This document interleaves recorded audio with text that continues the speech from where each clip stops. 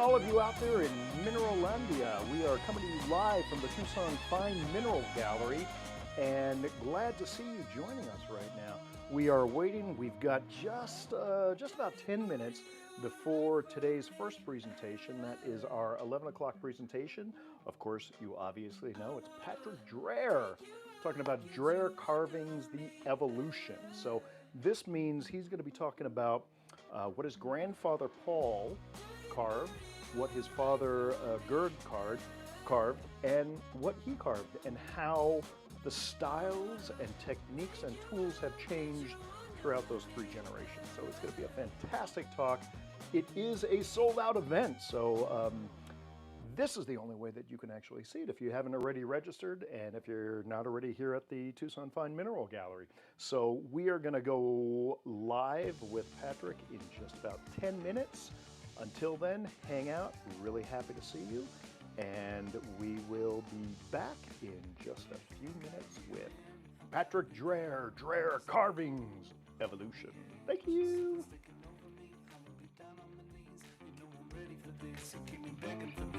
I'm chasing the feeling, I know what to wear, and I just can't resist, yeah, I just can't resist. Do what I do, I ain't got nothing to prove, so baby roll with this, yeah baby roll with this. I can do this all day, I can do this all day. Back up, I'ma run this town. I'm headed for the top and you know it's going down. I can do this all day, I can do this all day.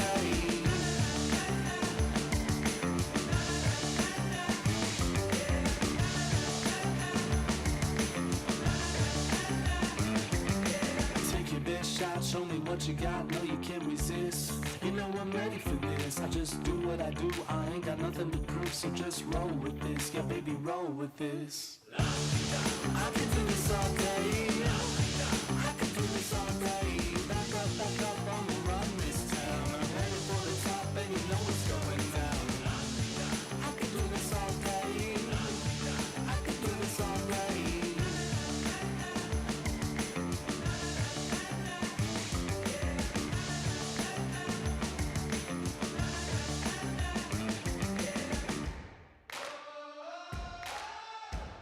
Taking over, ain't nothing gonna stop me. I'm taking over, ain't nothing gonna stop me. I'm taking over, ain't nothing gonna stop me. I can do this all day, I can do this all day. Back up, I'ma run this town.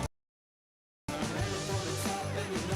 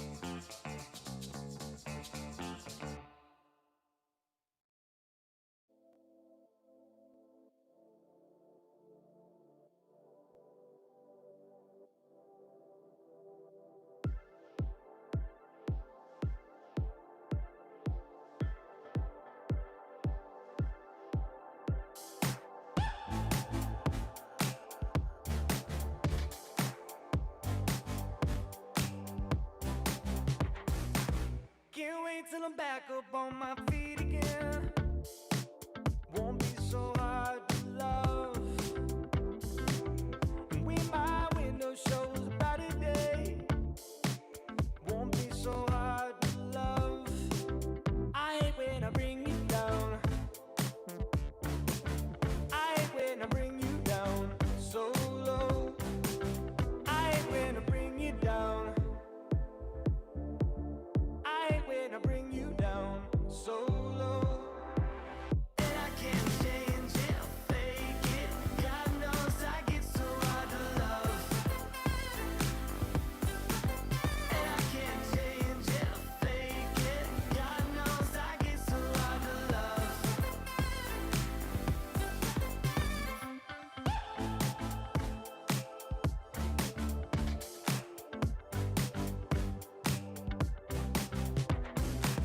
Might be that my mind can't find a better way when I get so hard to love.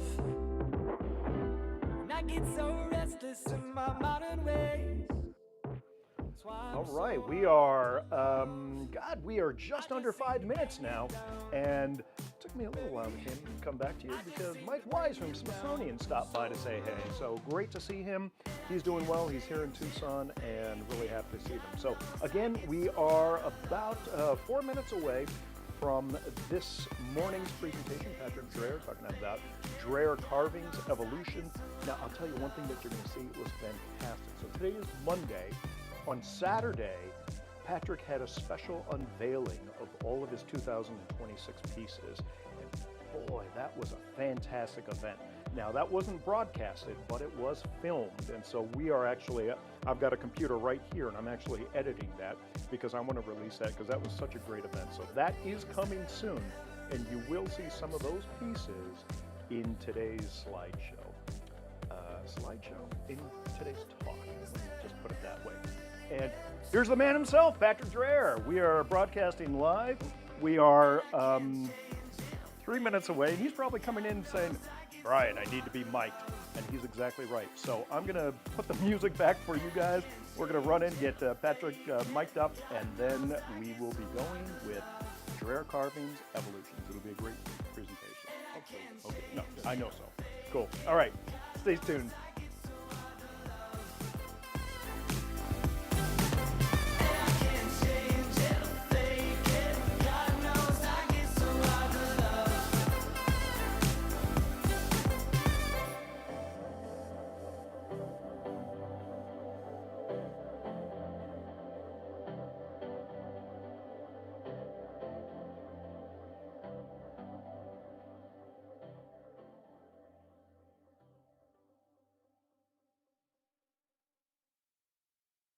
So what's the best time for you? We could play your games, but I could never see me lose. And I've been checking out your moves. You will slip and slide, but I can always catch your groove. I've been hurt before and saw you inside me. Pulling on my heart, all the strings will fly, see. You can take the cake, I'm just icing. Blow so quick, never fuck with the Pisces. But I learn quick. Change shape and attack. With a broken heart and nights apart, I'm wide awake and I'm just still thinking about you. But baby, I've been doing all I can, and baby, I'm not built to fight like on the daily. But you know I just need a little training, and now I'm a little too much.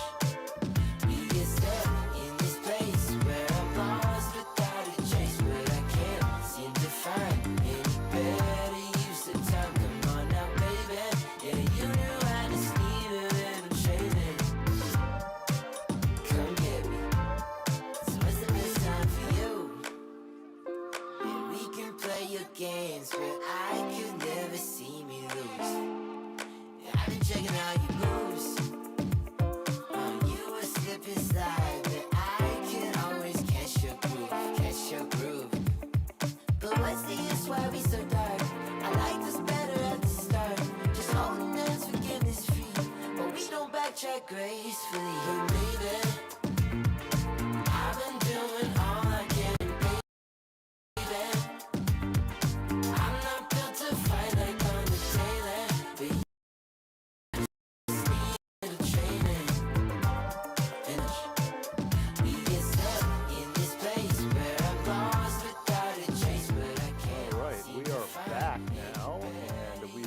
everybody in the conference room. I'm going to cut the entertaining music. I hope you enjoyed that.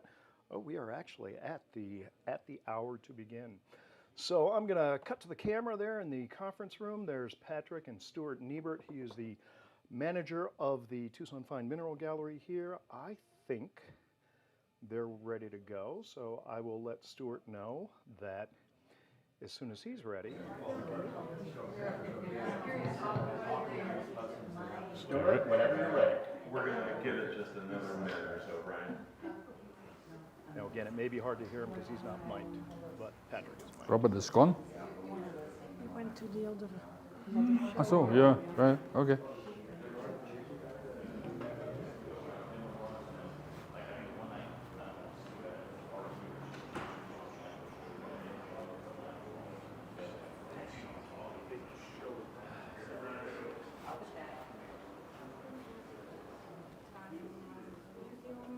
And I think they're just waiting for some final people to come into the conference room. This is the title page of the presentation. Dreher Carvings Evolution, Generation to Generation. Nein. Tradition made contemporary. So I know that one of our friends Dreher from London is in the house. So it sounds like Patrick is just making sure he's sat in the audience ready to go. How much time I have? 45 minutes, huh? As long as you're done by 1:30, so Todd can set up. No. Not gonna be. 2.5 hours. Keep them hostage. This time not. Are you ready? I don't know. Brian, are you ready? We're good to go. Perfect. Well, good morning, everyone. Welcome to the Tucson Fine Mineral Gallery on this pretty lovely Monday or Tuesday morning. I don't know at this point. I know. I feel like it's only started, and here we It's are. Monday. So it's Monday. Perfect. It is my honor to introduce Patrick Dreher and his presentation on evolution. So without any Thank you. further ado, Patrick Dreher. Thank you.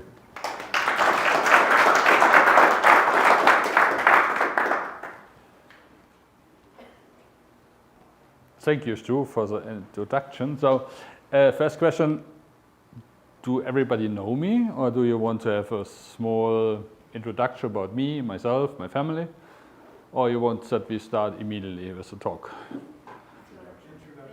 Okay, introduction. Like to hear about you and your family. Oh, thank you, Eric. Thank you. So, I'm the 5th generation of a gem carver family, and also the 13th generations. So my family go back to 1620 in Germany, in Oberstein, which was all over generations the mecca of the gemstones.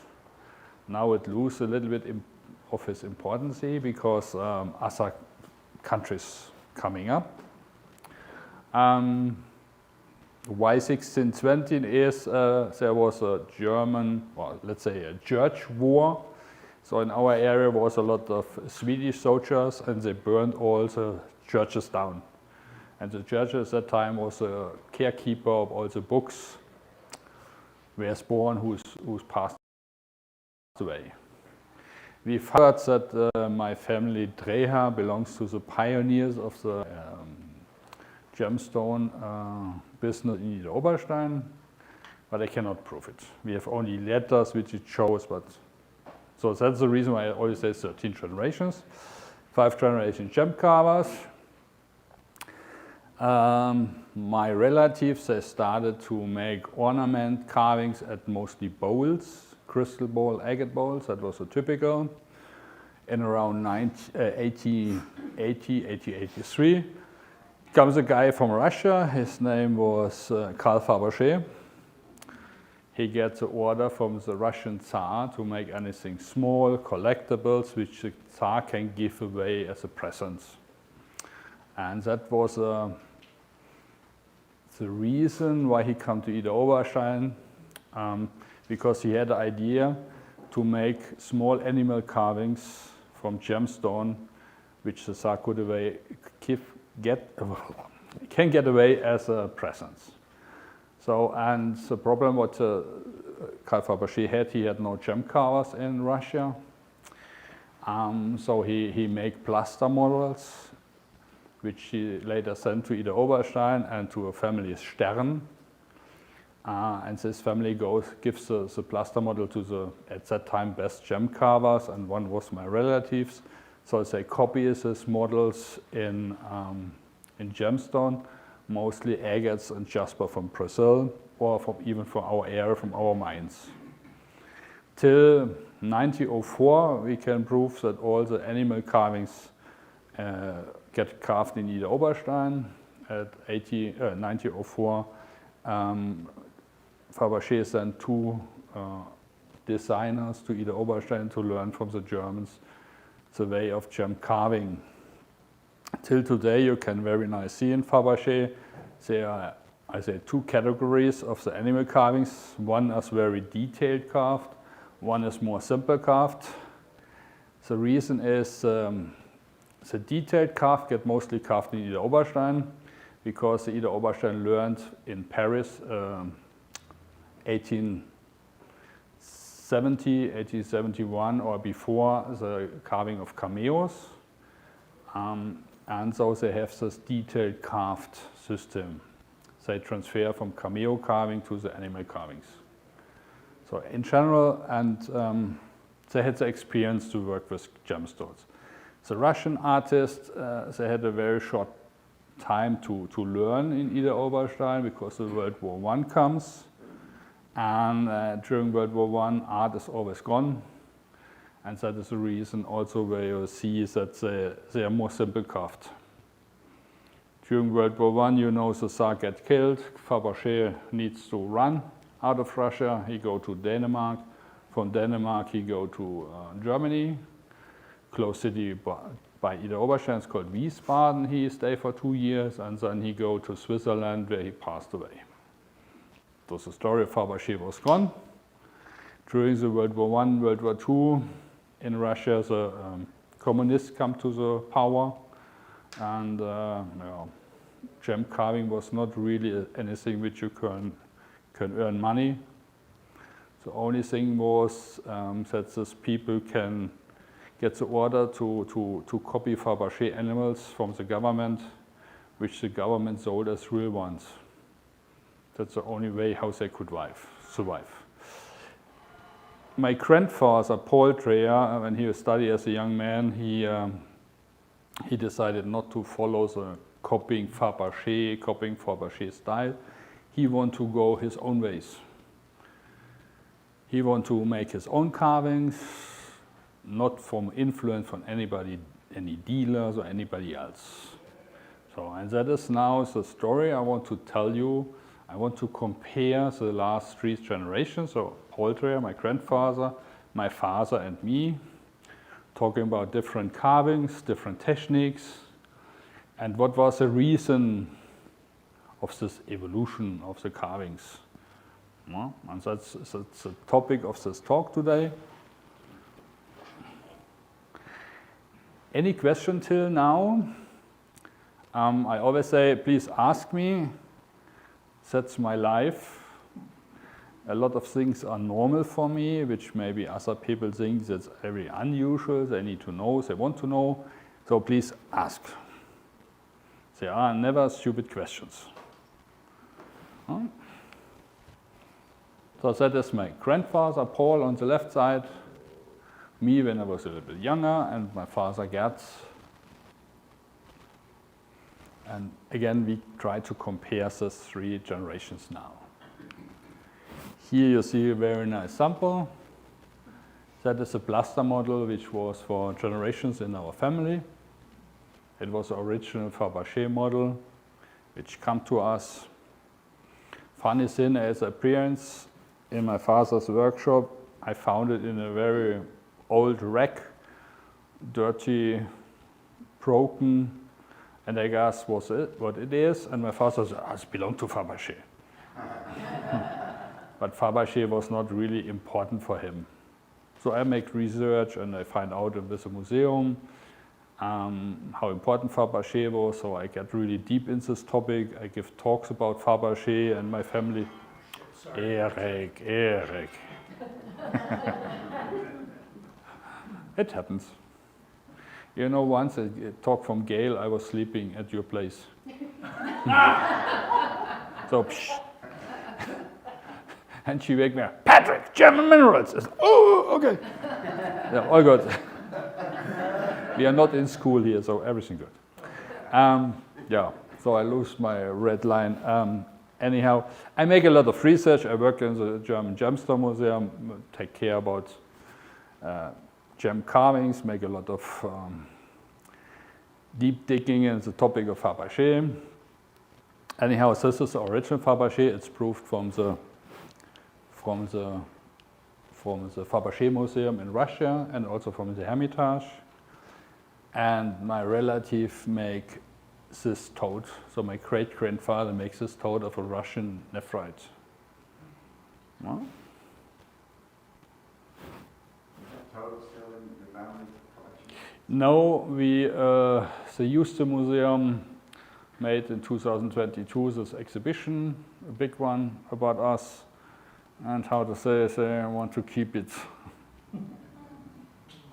That was only one of the two plaster models which is known as original Fabergé models which are still alive. My father was always pleased that this stuff, his work and those historical things come to museums, that they are safe for generations.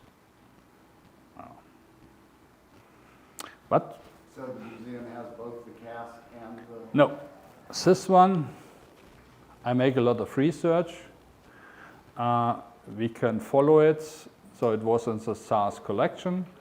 It goes after the Tsar's death to London, to a company Watsky. I asked Jeffrey Mumm if he can find it out.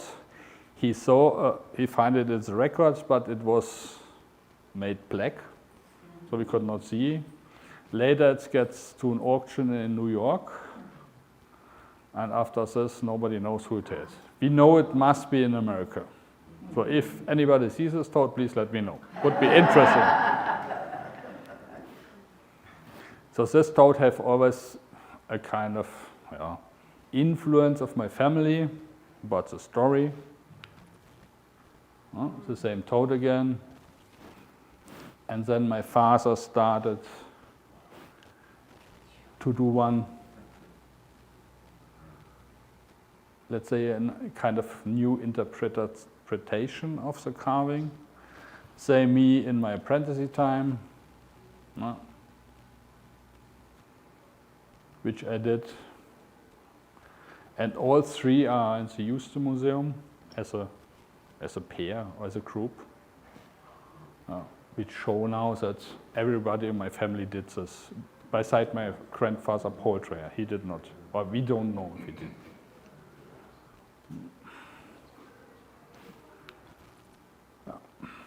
The mouse, till today, one of the carvings or one of the animals we like to carve a lot because we think they are very funny.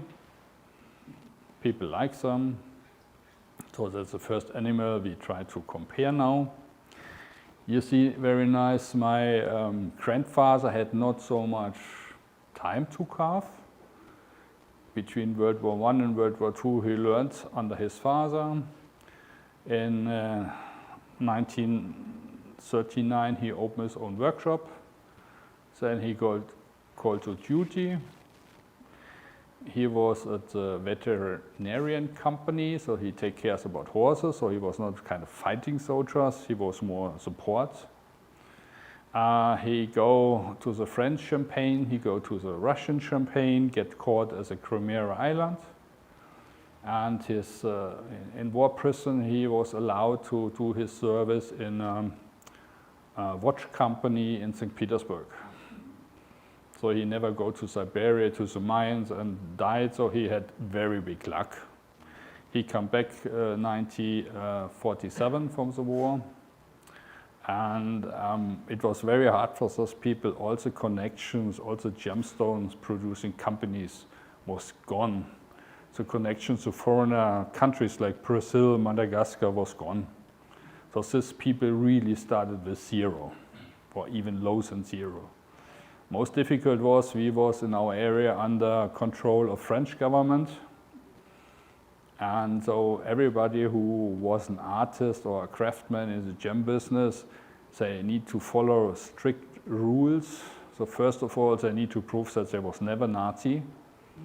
And the French government need to write it down so they get a special, how to say, a working allowance.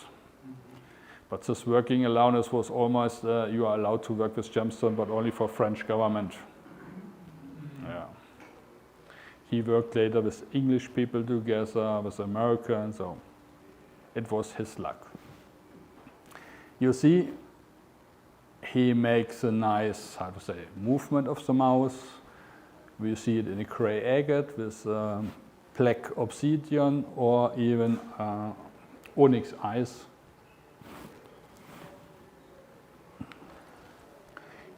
Here are now carvings of my father.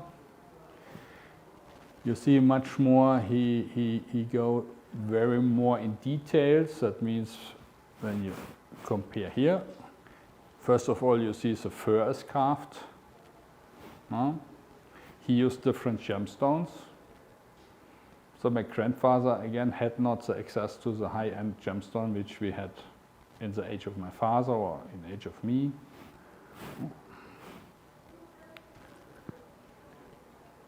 Also, my father started more or less to use one gemstone, like agate, or which you see here, and use the base and the mouse in one piece. Same as the mouse with ruby zoisite. You see the mouse and the zoisite are still connected, but not glued. It's one piece of stone. Here's a very nice sample.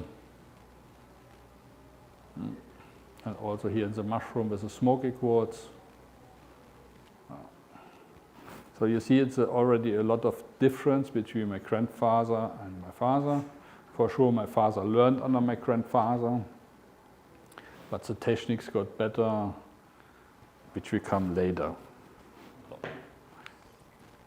That is now mice as I did. So for example, I like to work with mice on geodes, to include the geodes of the agate. What I also like is to work with unusual carving material like this topaz, bicolor topaz from Ukraine.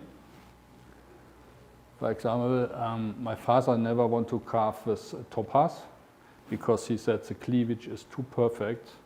Any mistake and carving is gone. I'm a stupid young guy. And I like challenges, so I want to try it. And I did it.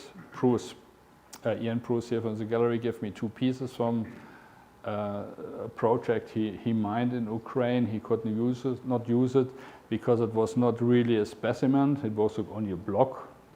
And he gave it to me and said, do anything. This one and the other was two seahorses colored. I also take care about that the stripes of the mouse following the form, that it looks symmetric. This is one of the most common mice we do, or I did. It's also, let's say, a starter mouse. It's not the expensive one. So people like to, when they start to collect, they like to collect with smaller pieces and then. So it looks like you like different colors than your father did. Or is it just the material that's different? The material is different, not the colors. So either way. Yeah. The story about this mouse was that we get once an order to carve a mouse which cleans her fur. So what to do? We catch a live mouse with a live trap in our garden, put it to showcase, and nothing happens. The mouse tried to hide in the corner, and that is exactly the form. Try to make it small. So, and we was waiting to make photos about the cleaning mouse. and nothing happens. She stays in the corner and try to hide. So I take later a spoon of strawberry jam to the showcase. The mouse was sniffing around, the mouse eat everything, and after this she was cleaning her fur for 45 minutes, and we stay on top and cluck, cluck, cluck, cluck, cluck. But I also make photos of this mouse in the corner because this gives you all the ideas, because it's alive. Well, again, one piece I made for the, it was I think 2024 here for the gallery as a masterpiece. A very nice geode with a really bright yellow calcite inclusion.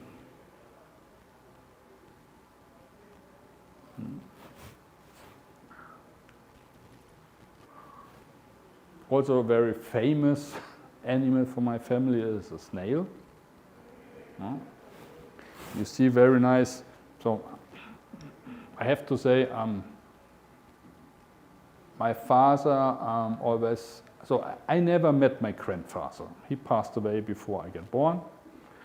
I only had stories from my father about my grandfather.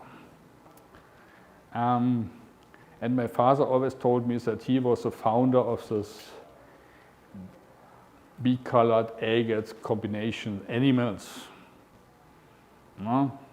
When I make research about my father, I give talks. I found a lady in London, Mrs. Stern, and she told me she had a collection about 39 carvings of my grandfather. So I visited her, and in this collection was the two snails. And how to say, I was a little bit shocked when I see that even my grandfather already started to use bee-colored agate in one animal. Here, very nice to see with the shells and the snail. For sure, there was more simple carved comparable to today, but still, I think they're very beautiful.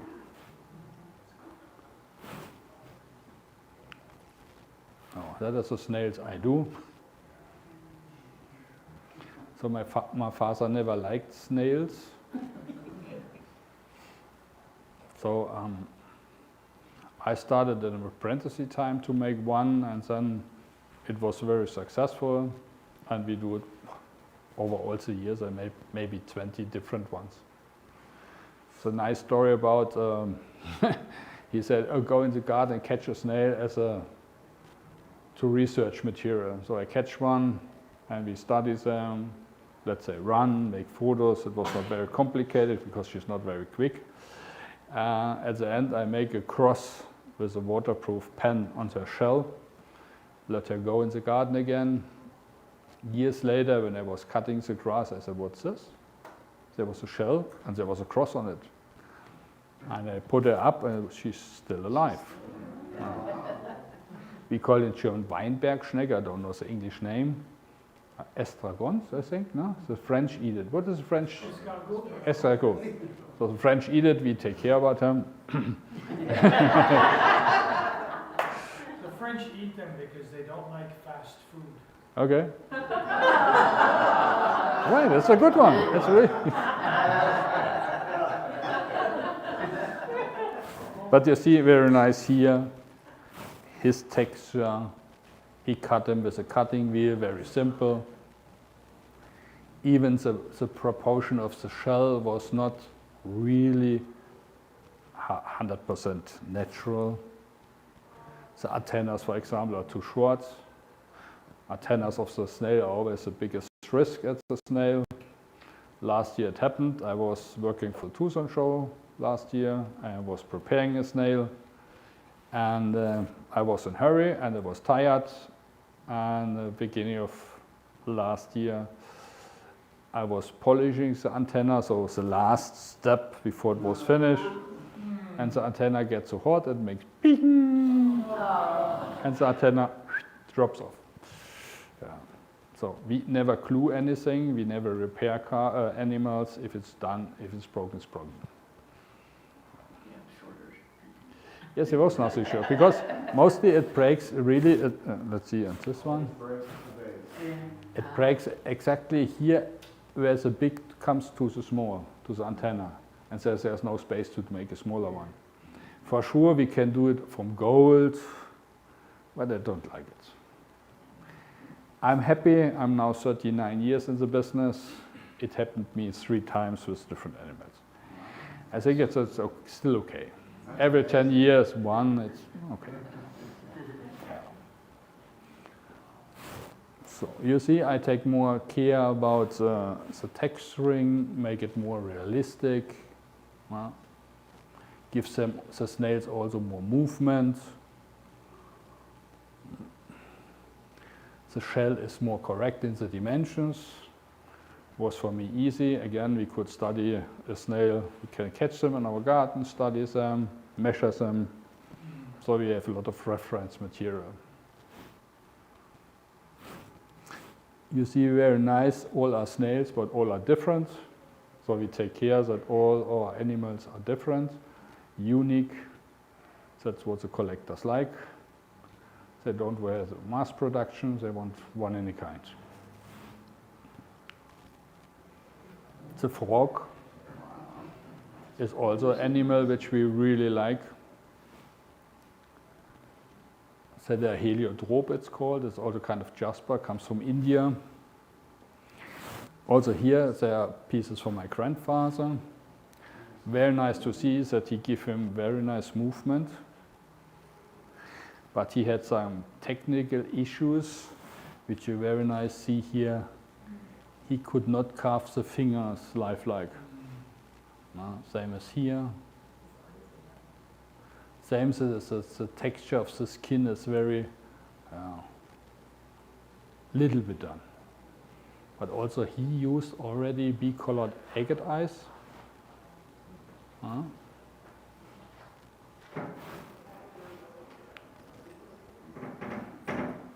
My father, for sure, continued working with frogs, but his favorite animal was always the toad. He liked the toad more. I'm again more as a frog person because I think the frog is more elegant, the toad is more fat.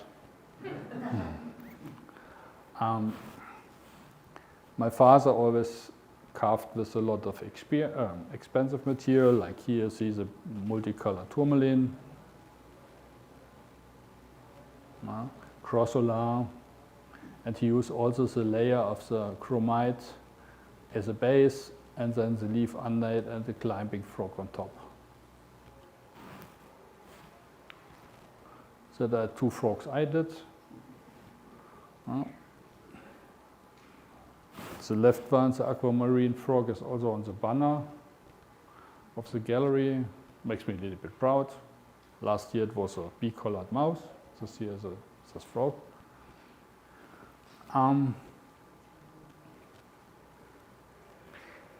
After World War II, I told that also a connection to foreigner countries was broken. So it takes ages that these countries bring gemstone to Ida Oberstein again to rebuild the gem industry. One of the first was the Africans, because it was the closest. So for Brazil, it takes longer time. Even there was family connection or generation, it takes time. So my grandfather never had a chance to work with aquamarine or heliodor, the bee-color topaz. It was still not available. And it started around the 1980s when the pieces come available and was affordable, most important. So for example, a very nice story about the heliodors. I was still apprentice, so it was 1990. Soviet Union was collapsed, and we taking photos about the carving, my father and me, and it rings at the door, and he sent me down to look who it is. And it was a guy,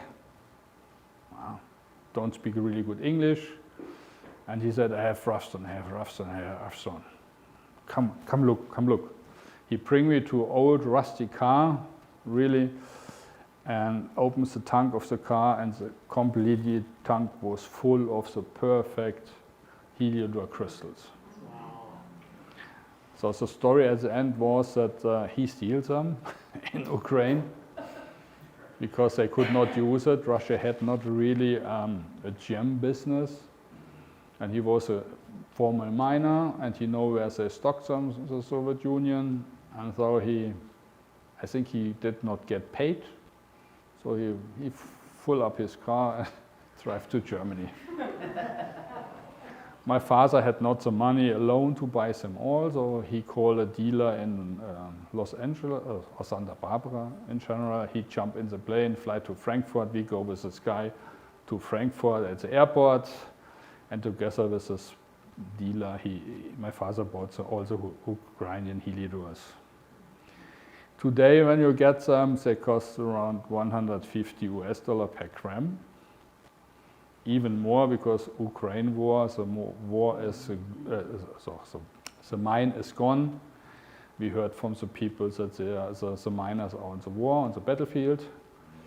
The mine is, because they are not working processes they're fluting up, and they even don't know if they can remine there.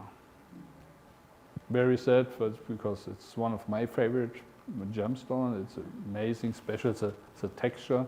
You can see this frog in my gallery. It comes back from a collection. To make the story short, this guy asked for 2 German marks in 1990 for a gram helidor. That was at that time maybe $1 per gram. Little less. That was amazing. Well, so in a time frame from around 40 years, they go up 150 times. So how long does it take you to carve things like that up? As the frog is, so on the left side, the aquamarine frog is maybe 100 hours. And the big one, the climbing one, is more complicated because the legs are worked through. It goes up to 220 to 260 hours. Also with this kind of materials, you work more passion. You work, more, take care that nothing breaks. You need to make the design around the shape of the stone, so that you don't lose so much material, because at the end the material, the size of the material, the weight of the material is what the value is. So often when I get this kind of stone, it takes the time to find the right design to do it. Now, very nice to compare. 3 generations of frogs, climbing frogs.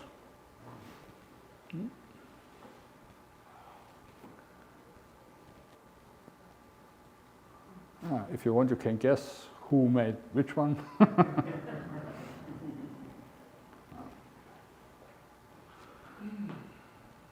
I like also very lots of chrysoprase from Australia because of its intensive green color.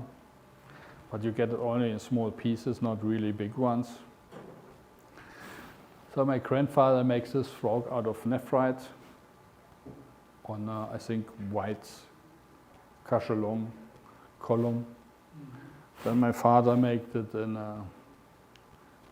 seaweed made from gold and the frog on top. It was his design. I helped him with this project. Very difficult because the leaf in gold moves a little bit because it was so long. What happened at the end? It breaks here. The frog breaks. And I like in general these objects, a frog on this reed. And I make a lot of research and I found out that it's not a typical position of a frog on a leaf. No, that's a typical position. And it's more safe for the stone, but also more difficult because you have all 4 fingers, also the feet and the fingers on the reed, so it's more difficult. Also because of the fingers are very thin. This piece I made here also for the gallery for Tucson. It was one of the first masterpieces I did. And we was building up before the show. going, I think it was a steakhouse. I get a phone call, sold. I said, what do you mean sold? The frog is sold. That was a used museum at that time. She was stepping around here and they bought it before the show started. Makes me very proud. It's good. You mentioned several times the research that you do. Yeah.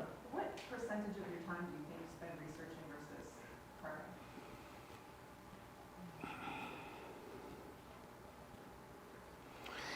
It's research, let's say 20 to 30%. Measuring, no, because the research material is not always the same size as what you need in the stone. So we measure also a lot to have the real dimensions, real proportions, because every kid already learns if an animal looks lifelike or it looks not correct. So if I would carve an elephant with one ear longer as the other, people would immediately see it. So it's also the measuring during the carving process. It takes also maybe 20%. So you can say half of the time is really research, measuring to get the right dimension, and then you mark it and carve it. Patrick, when you were carving the toes for the frog, you didn't use the gold. You didn't have the gold in there. I must. You had the gold in there at the same time. I must. Oh, okay. Because if I would use anything else, it have maybe not the right diameter. Right. And if there's a 0.00 millimeter difference, the frog makes. So you drill a hole through the material? Yes, And then yes, put and then I fit it on. The hole is smaller as the reed is, and then it's really working precise that he don't drop down. Right. For sure, there's a little bit glue, but between the fingers and because to keep it on space.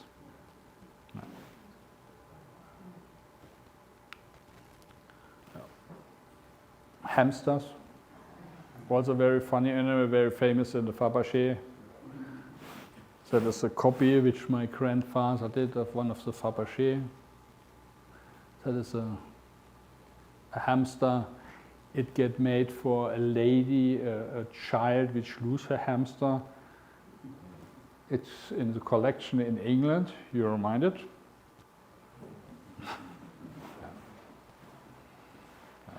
Her daughter's hamster passed away when she was young, and her husband gave my father the order to make it in stone. And still in the collection. Yeah. I make two from agates. No. One is still in the gallery, one is already gone. I hope they stay together as a pair, but it's always a taste of people what they like. You never know it. Here you see, for people who did not see how I work, you have the reference material, you have your gemstones. Here there's a preformed piece. And you see it was exactly on this side, in this area. You see it very nice with the white light stripes. Yeah. And this is the result. I like to play with stripes in the agate. Very difficult. So if people ask me what's more easier to carve the frog on Heliodor or a hamster like this? What do you guess? What's more complicated to carve? But why? To keep the proper proportion with the stripes. Right. And most difficult, you cannot look into stone. You don't know really exact how the colors in the agate runs. It could think that you think they'll run to the right and then move to the left. And so you always need to be flexible to fit your design to the agate. So that is the reason why I always told the agate told me how we want to get carved. Sounds a little bit stupid, but if you think about it, it's really like this. Yeah. But again, the results, if you have the stripe really symmetric to the animal, it looks amazing.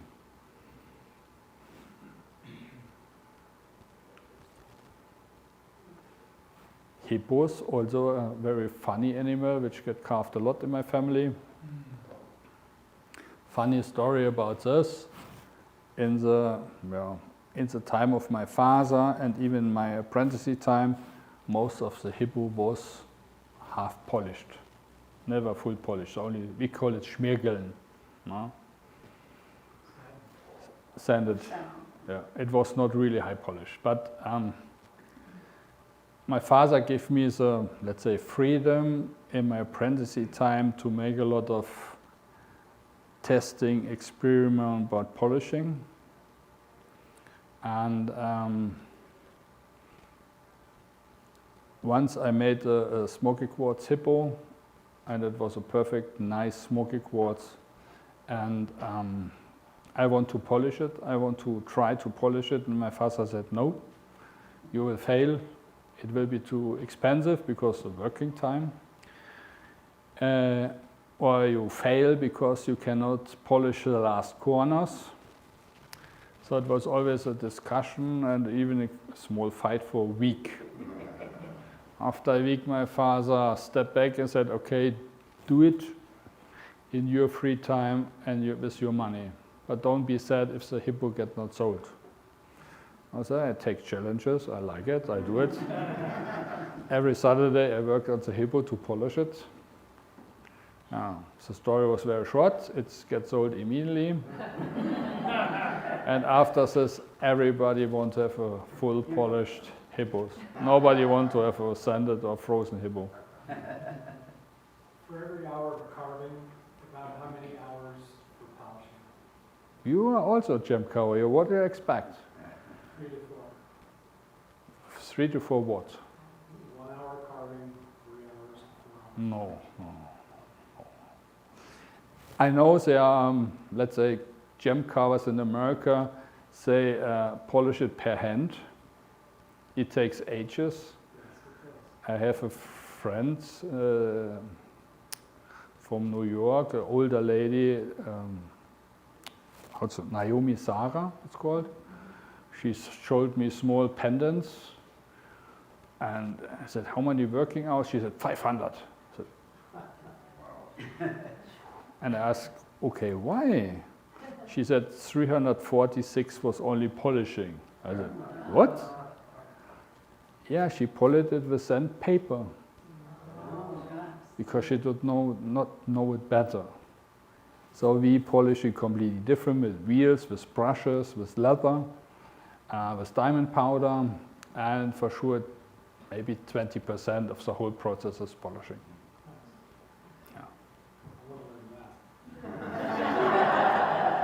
No problem.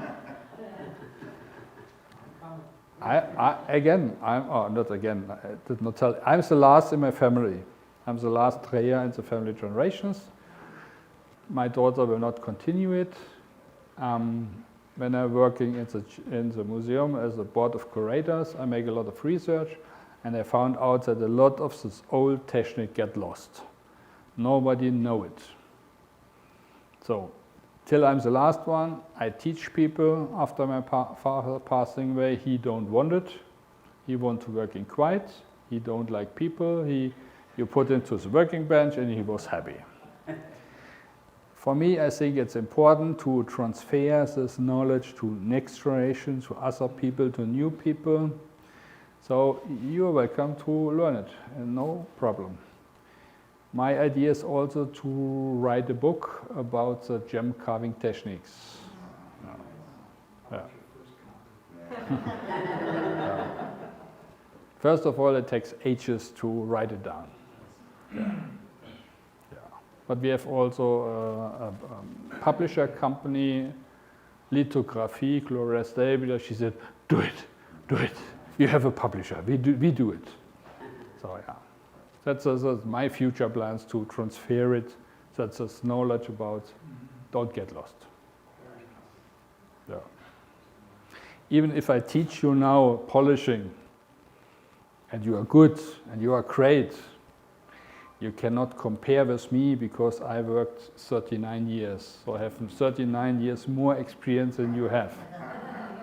And I'm not jealous. If you are great, perfect. I know I'll be jealous because the gem world, the gem carving world is so big. There's for everybody a place in it. The only what is one of my most important rules is never copy me.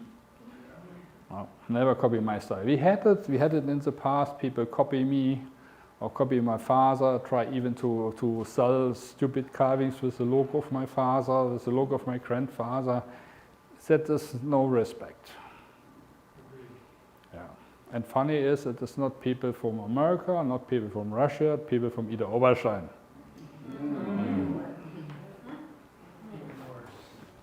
Yep.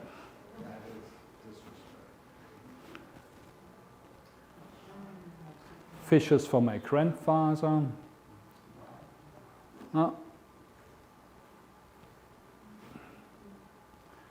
He used, we call it heated agates. So the agates, when you heat them up, they change the colors. So that you get this nice salmon colors. He used mostly nephrite as a seagrass, and then he put anyhow the fish in the seagrass to make a small topic. So Patrick, Oops, sorry. talk about people imitating your material. So how would one know if I came across one of these pieces that I would know it's truly yours if it didn't come directly from you? Ask me. Very simple, ask me. Okay. No, my mom was really kind enough that she started to have an archive about the 3 last generation of Drehers. So we have everything.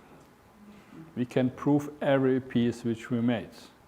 It's analog, it's not now digital. We work on this project.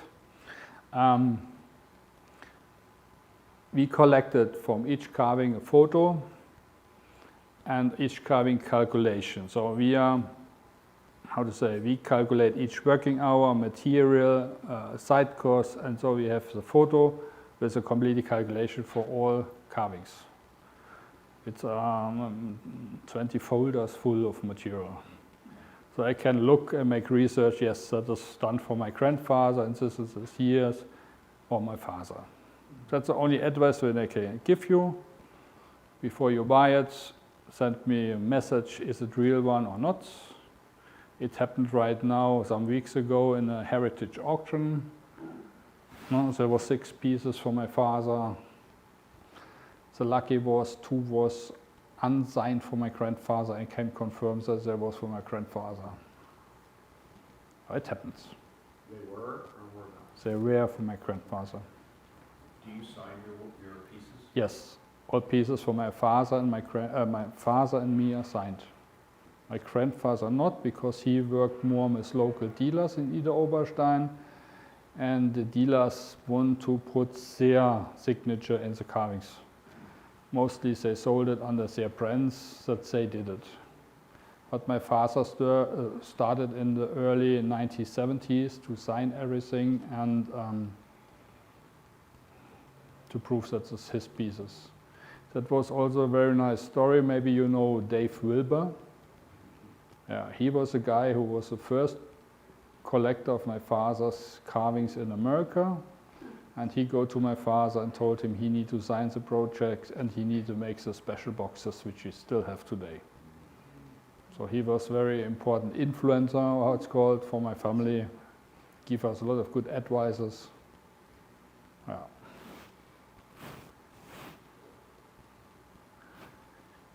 Right now we have the idea, or I have stupid idea. First of all, I want to make a database, which is online for all people. They can look it by their own. And now I talk with people already to make an app. You take your phone, make a photo, and the app say, yes, Dreher carving. Done this and this, in this year. This is this material. That is the future, what I want to do. So a lot of ideas, but too less manpower to do everything. But we find people who are ready to do it. We find a programmer during Christmas, and he said, yes, I can do it, I will do it for you. So. Here's a piece my father did, early carving in the early 1970s, 1980s. Very nice is to see how he carves the scales. So he used a cutting wheel and make only and the other side, and they get it. It was in a collection in England, and it was standing only on his 3 fins, and the client was afraid that it maybe fell over and get damaged because it's nice aquamarine. So he called me many, many years later if I can make a base for the fish. I said, okay, easy. But he said he don't want pins. So normally we use pins which go in the stone. It gives them a completely safe hold. So I carved here this coral out of a piece of morganite. Fix it so that the fins and the coral and the body of the fish fits almost perfect. And then we use a drop of glue to glue it together. That was now 30 years ago. It's also in the gallery it's still, the glue still keeps. With the corals, that's also a story. Scuba diver, passionate, also stories about me. Corals are protected. In the ages of my father, it was easy to use real corals, use them from the Mediterranean area. Then it stopped it because they got protected, so what to do? Once I had the idea, okay, when I not can buy a coral, I carve a coral. So most of the fishes have now coral bases which get carved. That are fishes I made in my apprenticeship time. No? That was the fun, which I used the coral as a base. This I use a agate, and I worked it through as a anemone with the fish. But also you see here the scales are very simple carved. Here similar techniques that my father used.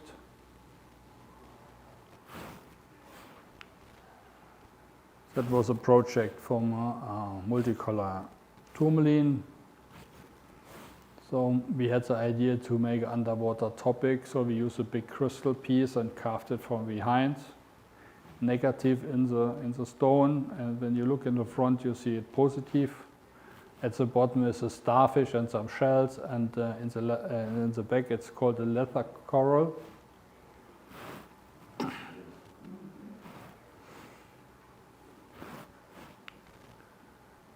Now, that is one of my last fishes I did.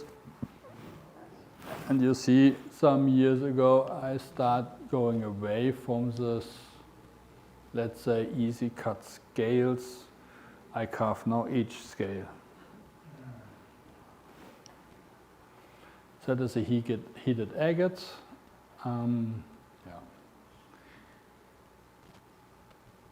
It was also 2024 in the award, win the first prize at AGTA. Also here I use the coral which I carved, and playtime because the fish looks for those tiny starfish. That is my Tucson masterpiece for this year. I think you already sold it, see it, not sold it, see it. It's a Siamese fighting fish carved off a piece of Brazilian fire opal. Nope. Everybody told me Mexican, but we find out it's Brazilian ones. Really? Yeah, even more rare. Was it Mexican yesterday? I know. But Collector's Edge, where the stones originally comes from, told me it's Brazilian. I misunderstood. I thought do? I also thought it was Mexican, so I transfer it. But Brian Lees is a really expert, and so Chris, who works for them, they said, no, Brazilian. I said, okay, I believe you. Anyhow, it's in this size a very rare material, very hard to get. For me, very good that they come to me and said, okay, we have anything, maybe it's carving material. Opal is very soft material, very hard to carve. The fins are stupid thin. Sometimes they're 2 millimeters thick. You can read through the fins. Challenges. That's the problem with opals, one little mistake. Right, It's gone. Yeah. What about the heat from the carving? Does that affect the material? No. So first of all, it was old material, long, many years in stock. So it was already dry. And during carving, I use a water spray to cool the stone, to bounce the dust. So no problem. Problem was polishing. Polishing, the stone gets hot. So here was it half-half. Because it takes ages to polish this piece. Because it gets so hot. Cool down. And I think as a result, it's not so bad. Siamese, yes, please. How do you attach the gold fins? The gold fins have a pin which goes to the fin, and also 2 pins who go to the trunk. That was also a little bit sad, funny story. I started this and I called my goldsmith and told him to reserve space in November. He said, yes, we do, no problem, we do. But not in December, because Christmas present. No, November. Beginning of November, I come and the goldsmith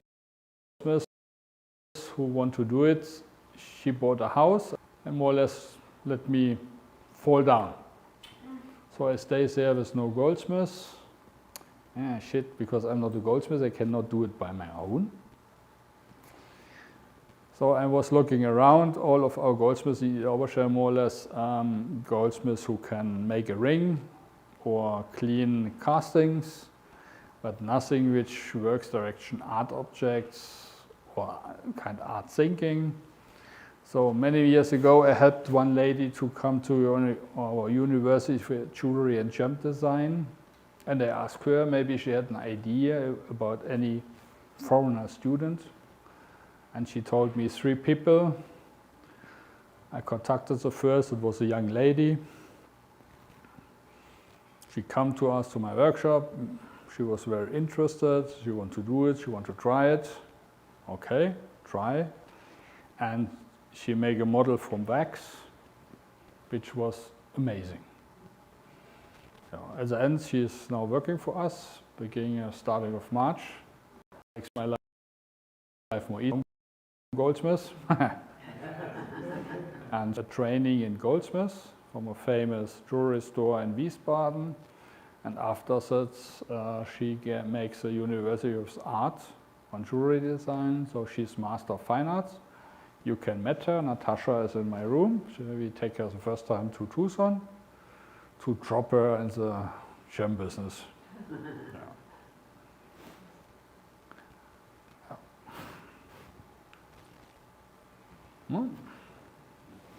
The bison, carved for my father, carved for my grandfather. You see, even in the family, we have different handwritten, different.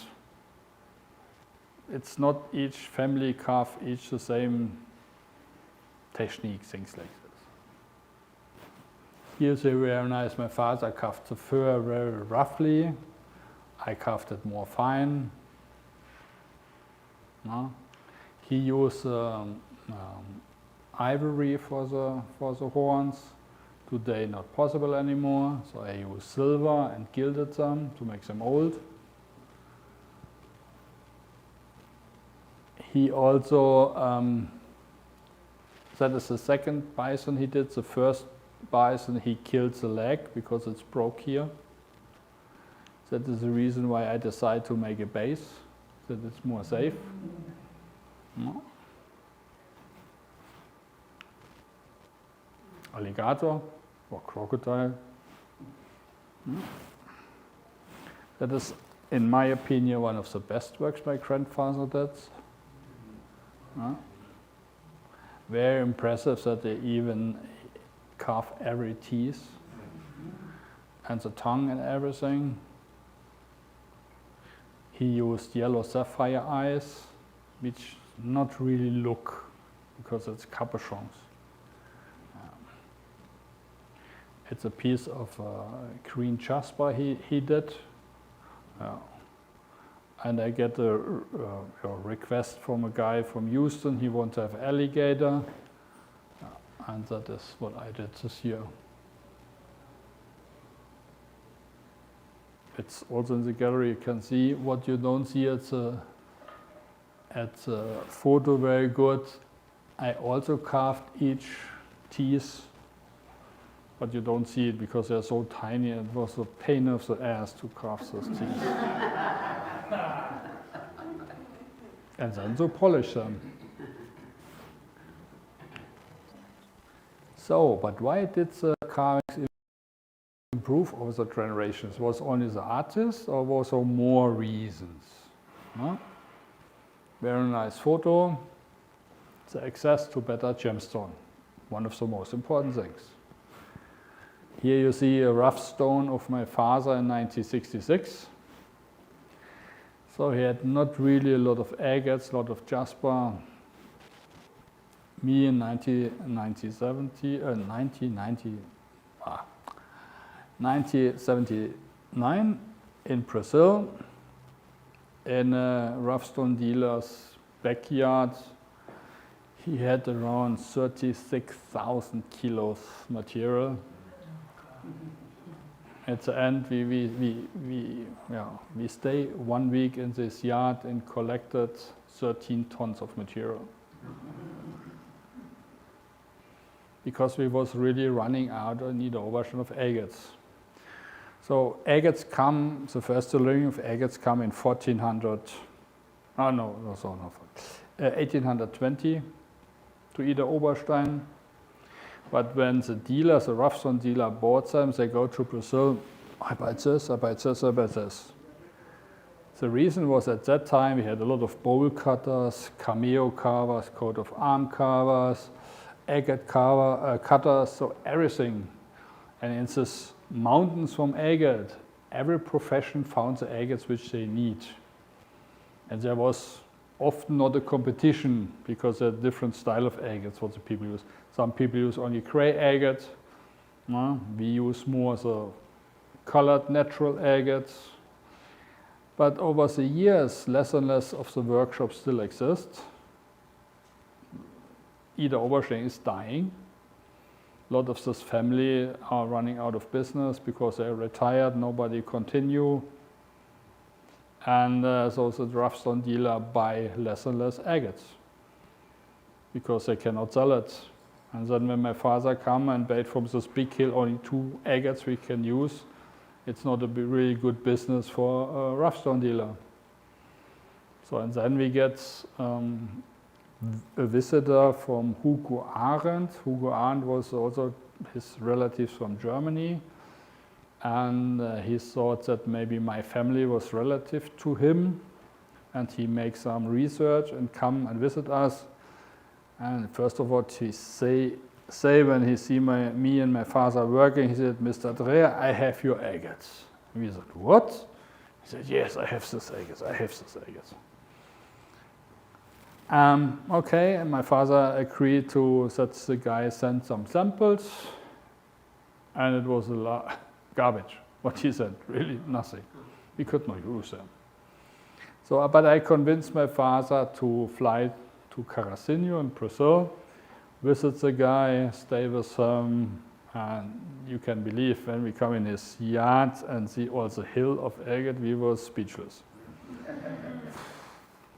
So we were sitting down and collecting agates. Good was we was allowed to collect agates, so we don't need to buy hills. And we collected the agates we need and we want to work with. And this gives us really much more possibilities. Sadly, this man passed away, his son passed away, the company don't exist anymore. The agate's gone to China, nothing left. Very hard for me now to go to agates.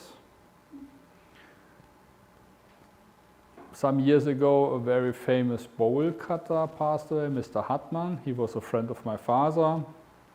And my father and him, they was always fighting about the agates. They both liked the colorful agates. And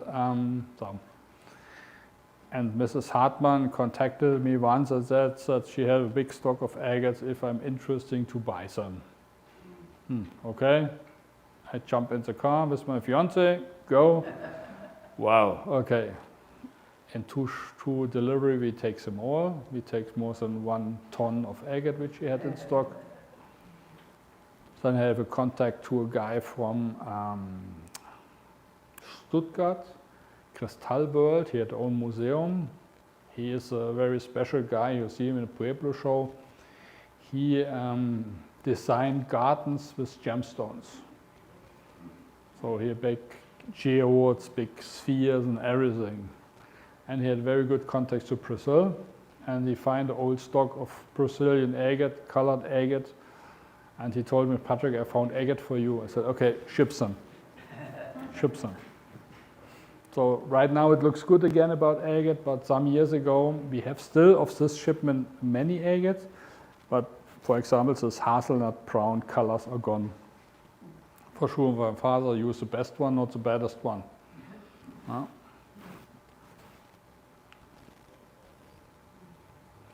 Better tools, better carving machines is also a reason. Left side you see how my grandfather worked. No?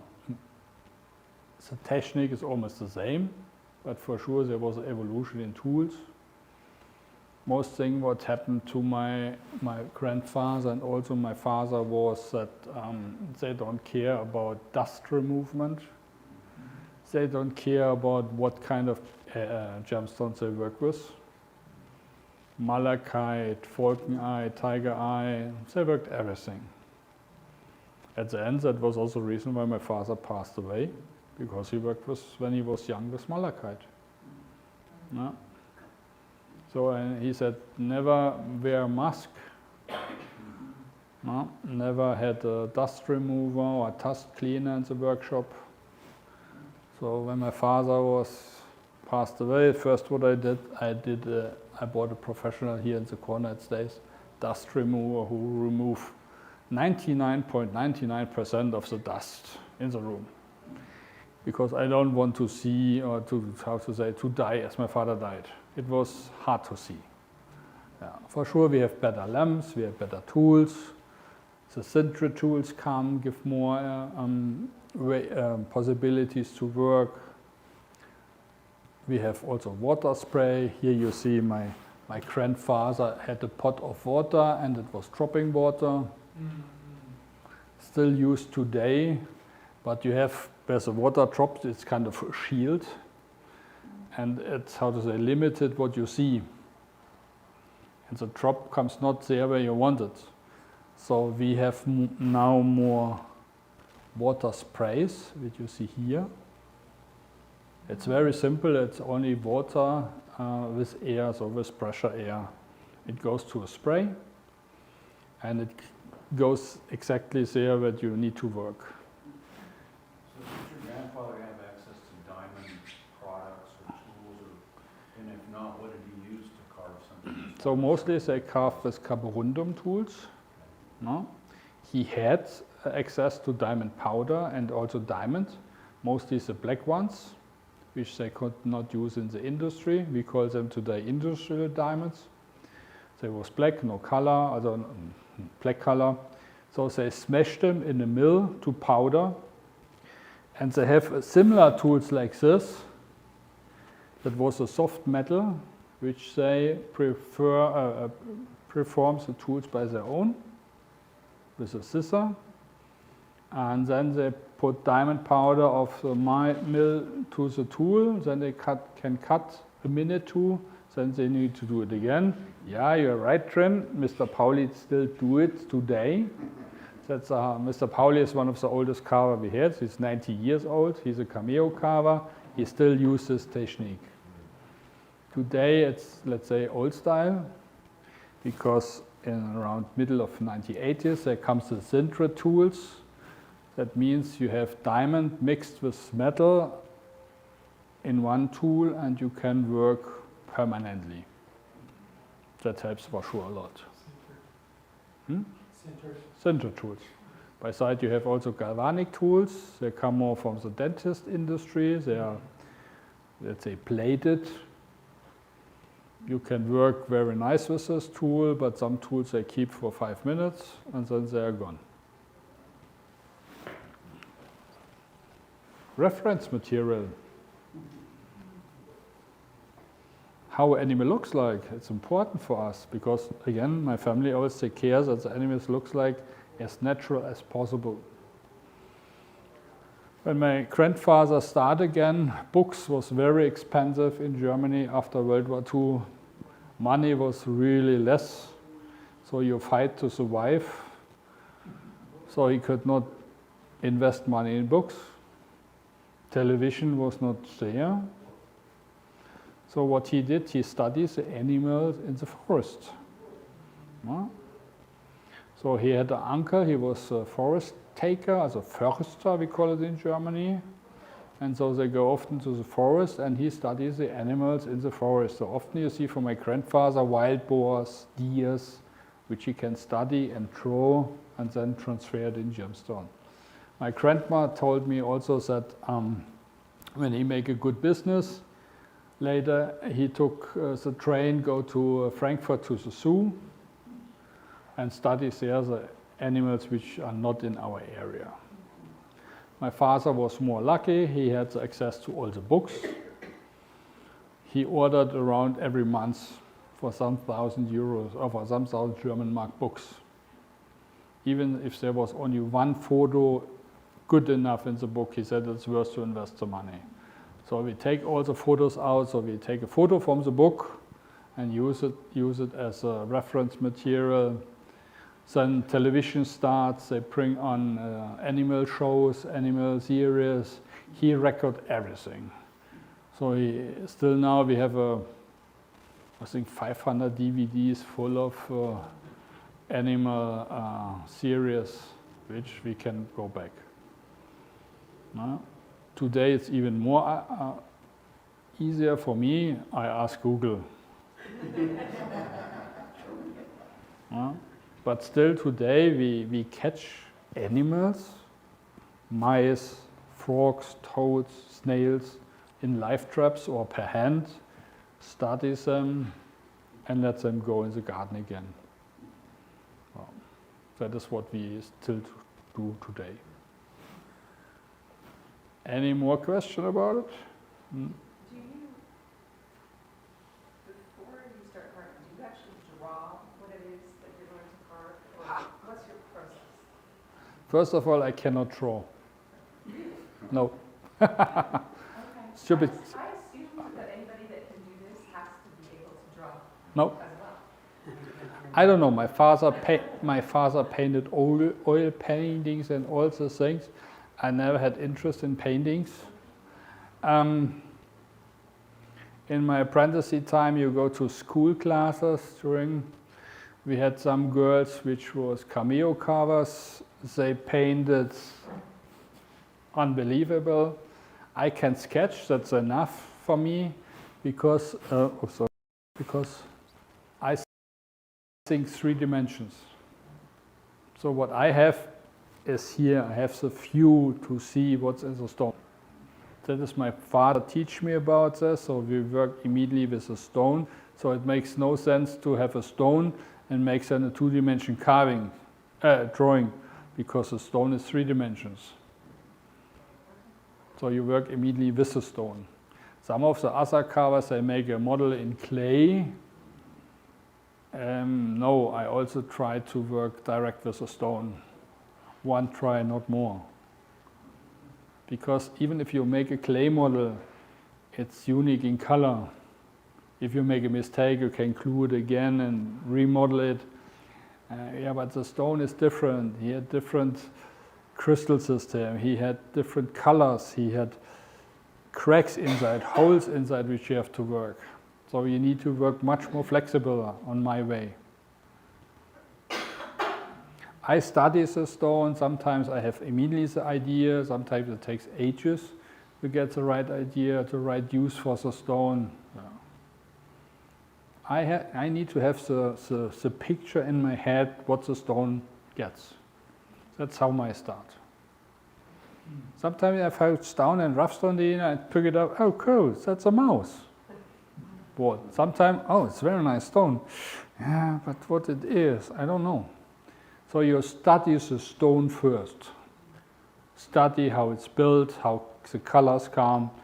Try to find out in agates how the color runs in the stones. Then you make a rough design. Then often people ask me how the mouse comes out of the agate. I said, yeah, it could be this and this and this. But during working, the agate is inside different. And then I need to follow the stone. I need to follow the color. It could be that the first idea is not the result of the end. If anything runs perfect, sure. But if anything happens with the stone, I need to be flexible to move the design. That means that, for example, an arm, if it's front or back, if it's stretched away or close to the body. Different kind of working. The paintings or the sketching works very well with cameo carvings. They do it, they draw it, and then they transfer to cameo. But for me, don't work. Yeah. And when people ask how you get the talent, I said after 13 generations, there must be anything in my genetic code or in my blood. That's the only, idea I have. I don't know. For sure, my father teach me good, teach me very hard, but there must be anything who was already in me, bring it out.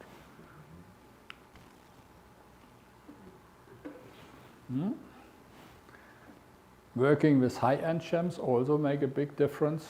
What my father never had the access. In the ages of my father and in my age, the stone was, when I was young, the stone was affordable, like the Heliodor.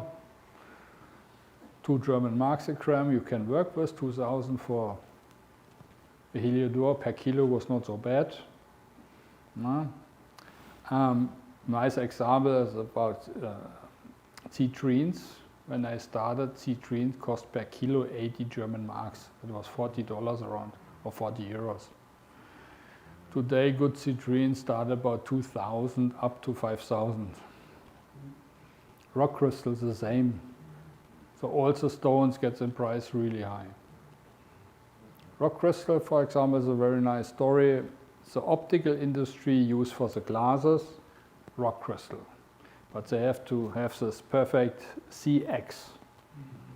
And they dig like hell after this rock crystal. And all the stones they could not use was for them garbage. And so the stones come to our industry for cheap money. We can use them. But till 20, 30 years ago, all the glasses are gone. It's plastic now. They don't need, or a synthetic glass. They don't need anymore the real rock crystals. So they don't dig. And less get found. Heliodor, war, changed it completely. Gone. When it was 1997 in Brazil, and we go up to Carazinho, flying from Porto Alegre up, you see hundreds of trucks full of soya beans, hundreds of trucks full of cattle. And I asked Mr. Aaron, what's happened? He said, oh, that's the easy money. So all the miners and land owners, they step away now from digging gemstones. It's more easy for them to grow up cattle and soya beans. Well, Second is deposits are getting empty. No? How many generations people dig for agates, or for gemstone in general? Less and less get found. So good deposits are gone. So my father was a lucky guy that he could really work with this high-end material. It was affordable, it was there, he can buy it. Now I have the problem, this material gets rare and more rare and too expensive to work with. But that's the reason why, for example, the agate gets now more fashioned again. No?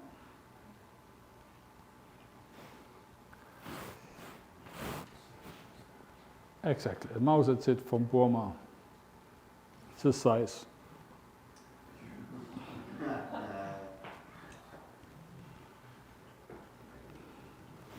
Same with the toad. The toad, it's bought in Brazil from around in the 70s for 50,000 US dollars, but the client could not use it as a specimen because it was broken here.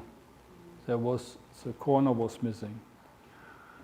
And also there was a black layer and a black layer on the bottom and the top, so you don't see the blue knot, completely not.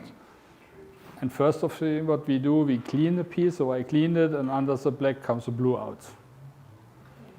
And that was a design why we make this toad out of it. After the toad get famous, because GIA certificate, exhibitions, everything, I get orders for 7 toads similar like this. I think it was 15 years ago when we made it. In 15 years, I did not find one similar piece. I had clients that said, don't care about money, buy them. We pay everything. Others said, don't care if it's 7 colors, it could be also 4 or 3 colors. No, you don't find it. You'd be happy to carve it, somebody would supply you with the rough. Yeah, that is a very good. What I, many years ago, I was visiting California, Fallbrook, a guy, you know him all, Bill Larson. Yeah, he's still our biggest private collector. So, and we talk, and he showed me everything, and he showed me that he buy collections and rebuild them and sell them and things. And I told him, what you do with the broken pieces? And he said, oh, we throw them away. I said, what? Oh, I was really in his yard. There was a hill of broken crystals, and I said, oh, that they take. So, and this goes to the whole industry. So people like Ian Bruce, when they have damaged materials, it's not a perfect specimen anymore. They give it me to carve. And that makes my life more interested and more easy to work with these people together. How many total pieces have you made? Me? Maybe 300. I counted some years ago because the question comes often up, how much Dreher carvings exist? And it's less than 1,000. And maybe I work 20 more years. I'm now getting 56. 20 more years, so maybe 300 more. That is gone.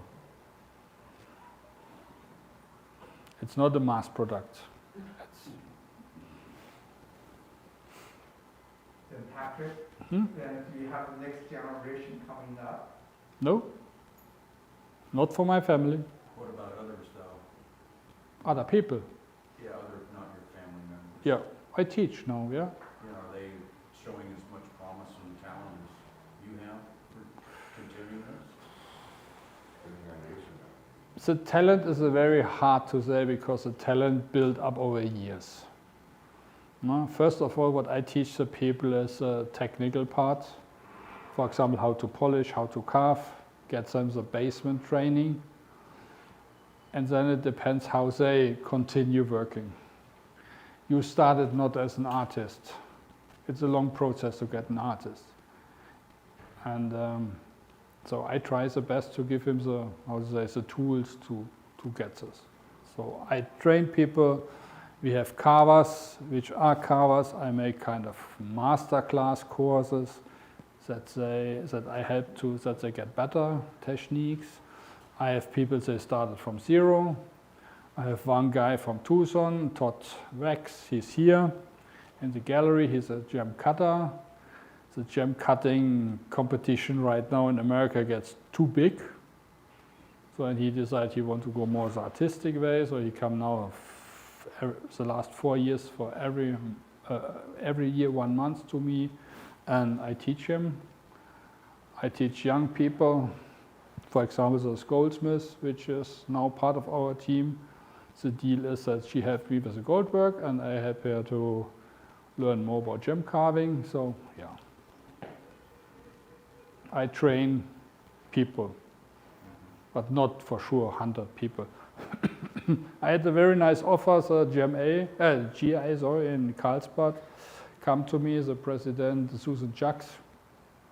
They want, when it happened with this lab-grown diamonds, the GI struggle a lot, and they look for new things which they can offer, and they come to me and ask, do you want to open a gem carving school in the GI campus? I said, yes.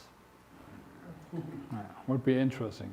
But my family, my everything is in Germany, so I cannot come to America 1 year and only teaching. So I had 2 more friends, so we would split. But at the end, Susan gets retired. Now the leader is a lawyer, and he had no interest in art, and project is gone. Very simple. We say shit happens. In Germany, to build up a school is very difficult.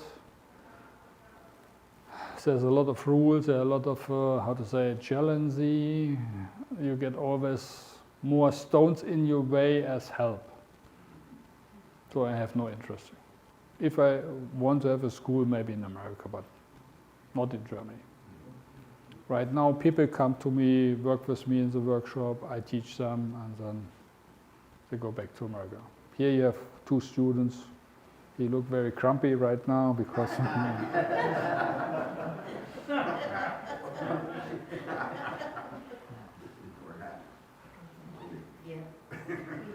he's afraid what I do with him when he come back. I'm working on that. Again, I promise that this kind of art get not lost. For this, it's too nice story, too good quality.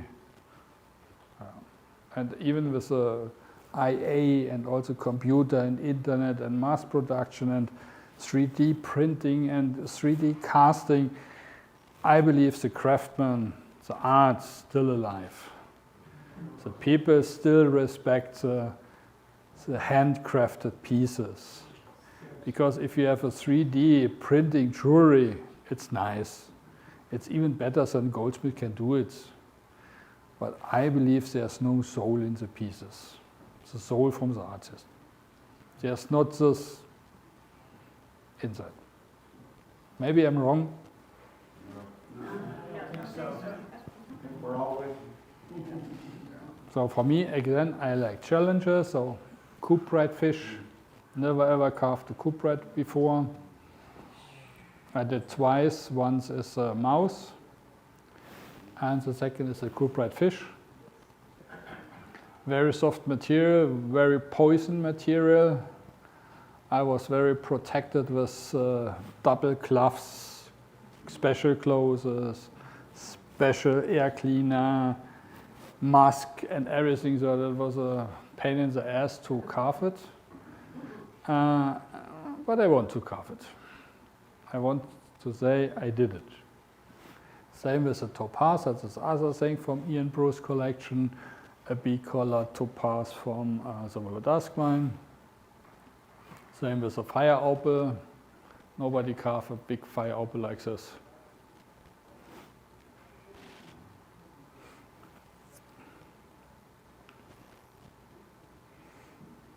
So, but I believe the most important is the experience and the knowledge my generation before had it and which they forwarded. No?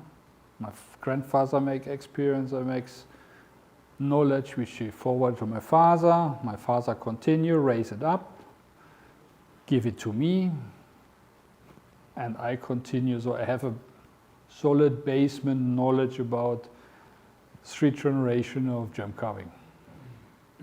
This you cannot read down in a book right now. You cannot find it in the internet or things like this. So your family, those 3 generations have always, it looks like, and you see in this picture here, they brought the art to the tool. Yep. In the United States, are they more bringing the tool Yep. to the art to carve? Yep. Okay, so it's different. It's different. That is depends on the history about this. We call it spindle, the carving machine. So as I told, the German people learned the gem carving in Paris around 1865, 1870. 1870, 71, there was a French-German war. So the students from Paris need to go back. After the war, they settled down in Ida Oberstein. They said, we have the agates, we have the agate cutters, so why we need to go to Paris to work with Ida Oberstein agates? We can settle up in Ida Oberstein. But they learned on this kind of spindle in Paris, and they keep it back. They continue working with us. And was also good as in Ida Oberstein, we had companies, they produce the tools, they produce the machines. And the spindle get always more modern. And that is what they helped us. So we get trained with working with the spindle. It's, in my opinion, because you have 2 hands on the carving, you can work more precise as with 1 hand, but we are limited in the size which we can use. Holding, we keep the piece holding free hand. The other, he can put a block from 10 kilos to the table and then start working around. So both techniques are good. Both techniques you can easily use. It's how you get trained, how you want to work. That's all. We are more specialized in this kind of working, but we are limited on the size we can produce. And the weight. And the weight. Now.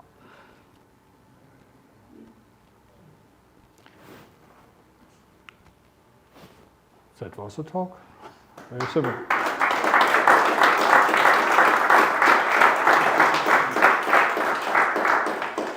So if you have any more questions, please feel free, ask. You're also welcome to see the gallery. Most of them already were there. You can talk with me. I'm here till the 16th of February. Yeah. Thank you so much. Thank you. Thank you.